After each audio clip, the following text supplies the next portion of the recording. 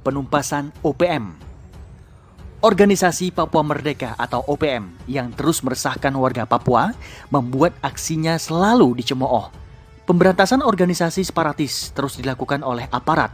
Para pemuda Papua juga mendukung penumpasan OPM karena mereka cinta NKRI dan tidak mau Indonesia dirusak kedaulatannya oleh kaum separatis. Saat Papua bergabung dengan Indonesia setelah penentuan pendapat rakyat atau PPRA, maka ada yang tidak menyetujui hasilnya. Mereka membentuk organisasi Papua Merdeka atau OPM dan ngotot ingin berdikari.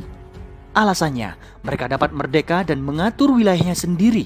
Padahal menurut hukum internasional, bekas jajahan Belanda menjadi wilayah Republik Indonesia termasuk Papua.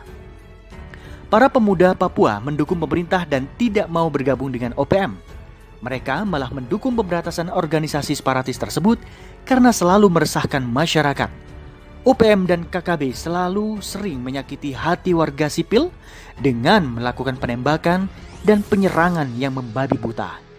OPM bahkan pernah ketahuan menggunakan warga sipil Papua sebagai tameng hidup ketika mereka menyerang aparat. Peristiwa ini sangat memilukan karena bagaimana bisa mereka tega membuat saudara sesukunya jadi korban jiwa hanya demi ancaman pada aparat dan masyarakat lain. Para pemuda Papua berbondong-bondong mendaftar jadi tentara karena ingin membela wilayahnya. Jika mereka sudah resmi jadi anggota TNI, maka bisa membela warga sipil dan ikut ke hutan dan pegunungan dalam rangka pencarian markas OPM. Pemberantasan organisasi ini sangat penting karena mereka merusak kedamaian di bumi Cendrawasih. Penerimaan tentara di Papua juga terselenggara berkat beasiswa program Otsus, sehingga meringankan beban finansial para pemuda. Mereka bisa dilatih jadi bintara dan siap ditempatkan di wilayah terpencil sekalipun. Tujuannya agar membela kehormatan NKRI dan memberantas OPM serta KKB yang selalu meresahkan masyarakat. Permasalahan separatisme di Papua tidak hanya berkisar pada kekejaman OPM, namun juga ada campur tangan dari pihak asing. Mereka ikut cawe-cawe karena mengincar tambang-tambang di Mimika, sehingga jika OPM berhasil, akan bisa menikmati hasilnya. Pihak asing sangat licik dan menggunakan OPM sebagai perpanjangan tangan. Para pemuda Papua yang tergabung dalam Ampera atau Aliansi Mahasiswa Pemuda Rakyat Papua mengecam pihak asing yang mendukung OPM, serta ikut merayakan ulang tahunnya pada tanggal 1 Desember. Bahkan pihak asing ikut mengibarkan bendera bintang kejora yang jadi lambang OPM. Peristiwa itu adalah sebuah penghinaan besar bagi Indonesia. Ampera meminta pemerintah Indonesia lebih gencar dalam memberantas OPM karena permasalahan separatisme ini merembet ke banyak hal lain. Selain mengancam kedaulatan negara dan merusak perdamaian, maka separatisme juga membuat negeri lain merendahkan Indonesia. Pihak asing sengaja melakukan propaganda pada OPM agar terus memberontak dan mendirikan Republik Federal Papua Barat. Namun ketika berhasil merdeka, bukannya kebahagiaan yang didapat, melainkan kesengsaraan. Karena pihak asing akan menjadikan pemimpin OPM sebagai presiden boneka dan mengeruk dalam-dalam kekayaan Papua. Hal inilah yang tidak disadari oleh OPM karena mereka sudah termakan oleh propaganda asing. Mereka tidak berpikir jernih dan melihat betapa besar perubahan pada Papua saat era Presiden Joko Widodo. Sekarang, Papua makin cantik dan maju berkat jalan Trans Papua, jembatan Yutefa, Bandara Internasional Sentani, dan berbagai infrastruktur lainnya. Pemuda Papua mendukung penuh perjuangan aparat untuk memberantas OPM.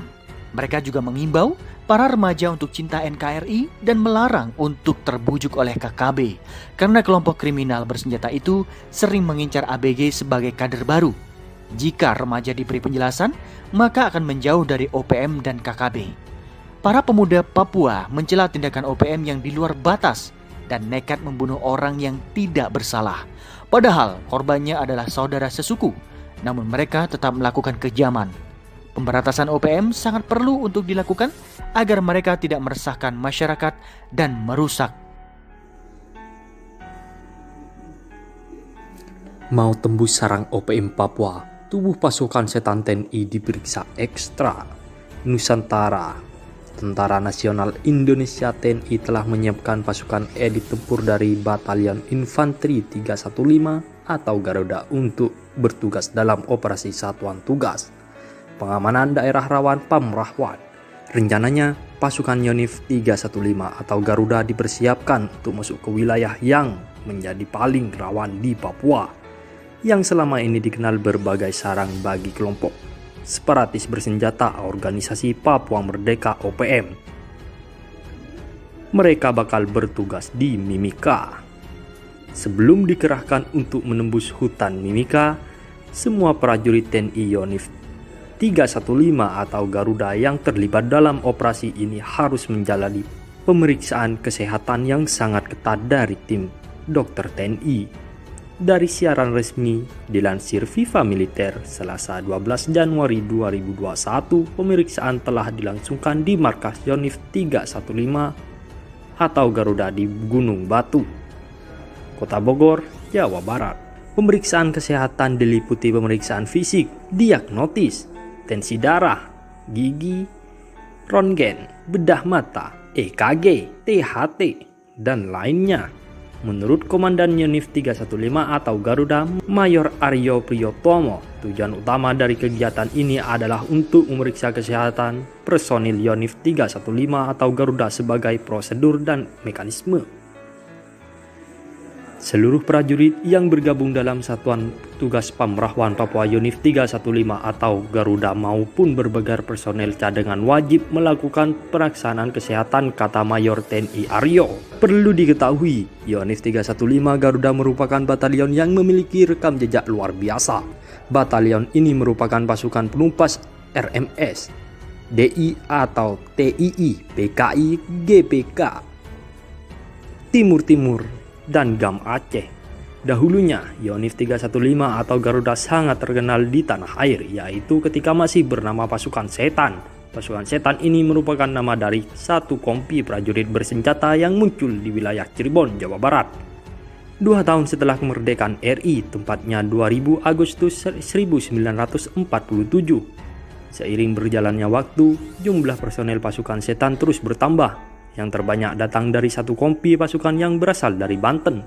Sejak itulah, Pasukan Setan berganti nama satuan menjadi YON atau disingkat Y Brigade 6 Siliwangi dan terbaru berganti nama menjadi Yonif 315 atau Garuda.